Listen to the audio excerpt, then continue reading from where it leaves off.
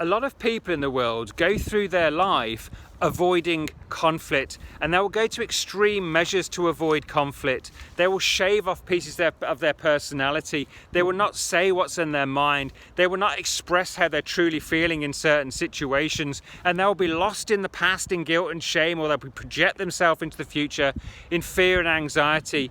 This is a way to live in fear, and also it's one of the fastest ways to burn out the creative brain. And here's why. If you continuously sacrifice your needs, wants and desires for the needs, wants and desires of everybody else, you are going to have to push down your true personality. You are going to have to suppress your own truth. This, as you could imagine, is not good for your nervous system. Now, back in the 1970s, a lady called Virginia Satir, who was the founder of family therapy, wrote a list that she called the 5 freedoms. And this is how she said you can retain your personality. You can retain your personal power in a relational situation with others. So rather than just people pleasing, rather than just avoiding conflict, you're actually pleasing yourself within the set at the same time and living into your true self. You become more trustworthy when people trust that you are speaking your truth. If you hide your truth, unconsciously people do not trust you as deeply. Yeah, they know you're hiding something.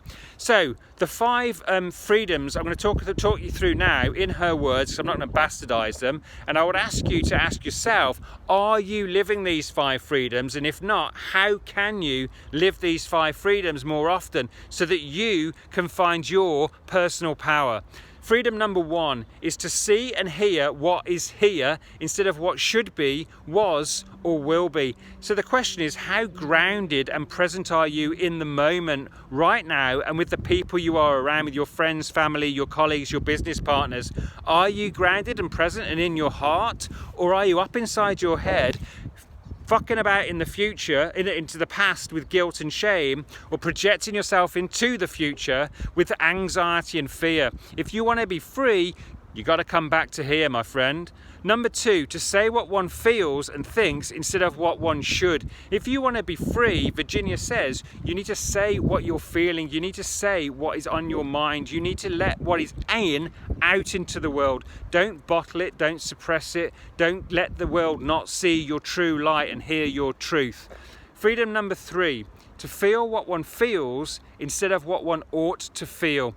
I mean, it's pretty self-explanatory. How often are you actually feeling your own feelings, or are you taking somebody else's feelings on? When you've been hurt, are you expressing that, or are you just bottling that up? When you're angry, are you expressing that the boundary has been crossed, or are you just bottling it up? If you are bottling it up, that is not freedom, and you can eventually burn yourself out, because your needs, wants and desires will never be met if you don't express your needs, wants and desires. Freedom number 4.